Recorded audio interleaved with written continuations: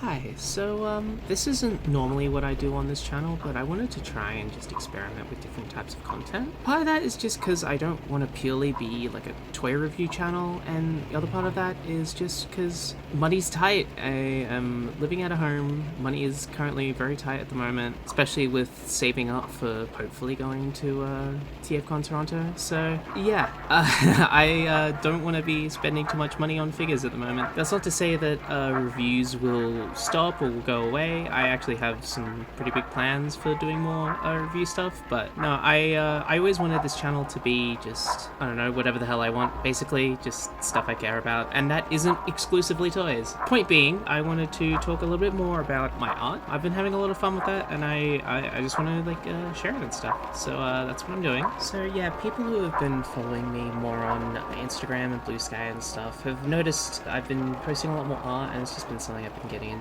So I wanted to share a bit more on that, just talking about the design process and sharing it more on this channel. So starting off with my favorite boy, Hot Rod. They're kind of part of like my own little like AU, I guess, but I haven't really developed anything in that yet, other than just like the mad ramblings and my sick and twisted, fucked up Joker Sephiroth mind. Predominantly takes inspirations from his Bayverse design and his More Than Meets the Eye design, just because I think those are very iconic looks for him. And I have a soft spot for Bayverse. You'll see that with a lot of the Transfers designs I post, where a lot of it is kind of just taking the Bayverse designs for certain characters and making it more recognizable as the characters and injecting more of their other looks into them. I think with Hot Rod, it was very difficult at first getting the proportions right. I didn't want him to be too scrawny, but I also didn't want him to be too stocky. Hot Rod, to me, should always fit into that twunk kind of build. One thing that was pretty hard to nail was getting the head,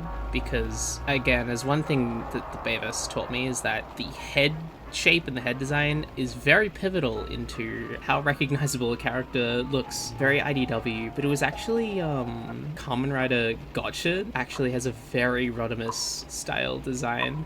So I kind of took from that to kind of figure out how to make that design work in a 3D space. And there are kind of other parts of the design that are taken from other cues, like obviously there's a fair bit of G1 injected in there. I kind of adapted his his spoiler wing into door wings, just because I was trying to make this turn into a realistic car, and unfortunately there are no cars that have a giant spoiler on the back, which was kind of a bit of an experiment with this design too, of like trying to figure out how Hot Rod would look turning into like an Earth mode. In everything, he's usually just a space car or like a very futuristic vehicle or whatever. I think on this design you'll see, like, assuming that this is able to become an ongoing thing, you'll see a lot of the staples on how I design the like inner robot parts and the general shapes in that, which is something I want to keep consistent. Playing with obviously the shapes and the proportions, but just certain design elements I want to try and keep consistent in my sort of style. And just to like show the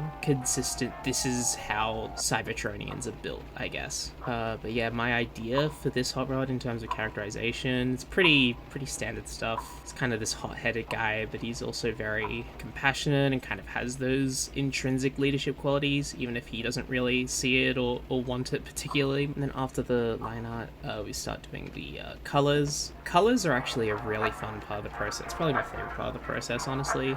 Just being able to figure out how to allocate certain colorways and being able to kind of play with alternate styles and stuff like that.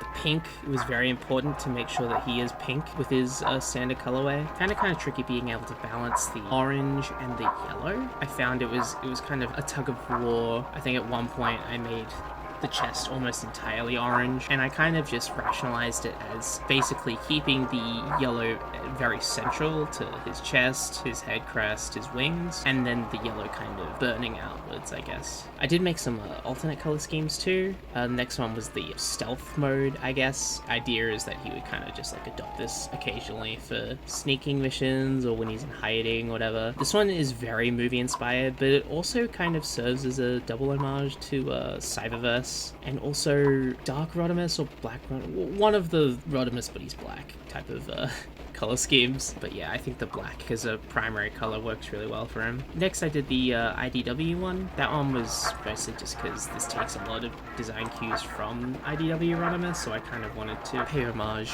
Inversely, we have the Lost Light colors. I haven't actually read IDW one, so I don't know the plot significance of them, but they look cool. I based the color choices here on the Animus Markina with an N version of him, which I really want. I think the blue that they used contrasted really well with the shades of purple. The checkpoint version was one I wasn't really expecting to hit so well, but I think it works really well. It's kind of a double homage with the Energon checkpoint, obviously, and the Earthspark Prowl, which I kind of bought as a weird alternate color scheme for Hot Rod. And I kind of hate to say that Hot Rod looks really good as a cop, even though it is wildly out of character. Next, this one is just based on the Marvel G2 comic. This one I'm not as big of a fan of, purely because how the design has been altered. The orange flame doesn't really stand out as much, so I kind of had to pick the orange in other aspects, and it just doesn't look as striking as I was hoping it would, but there we go. We always love G2 Red. And on a similar vein, we have the other G2 Hot Rod, which was from the, I think it was called the Laser Rods? I've labeled it as Laser Rods, so that's what we're sticking with. Yeah, this one, again, does not feel very Hot Rod at all, but it was kind of a bit of an experiment trying to funnel a design that is not at all, like,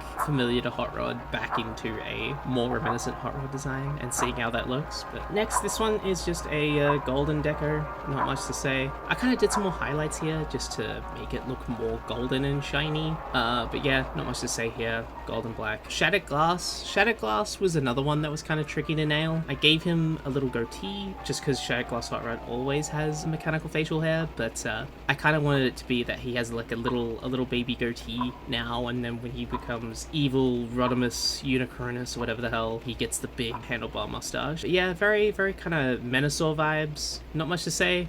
It's just evil. Next, this one is Sideburn. Well, this was mostly done for Tim, shout out. But yeah, I love our idea one. I love blue, so this one was a pretty fun one as well. And you know, Hot Rod has worn Sideburn's colors before. But yeah, that's all the Hot Rods. I just wanted to show off this design. Hopefully, I get to show off more just as a experiment, because I really like doing character designs, not just with Transformers, but just generally. So I hope this can become like a sort of semi-regular part of the show, and hope you stay tuned. Goodbye. I don't really know how to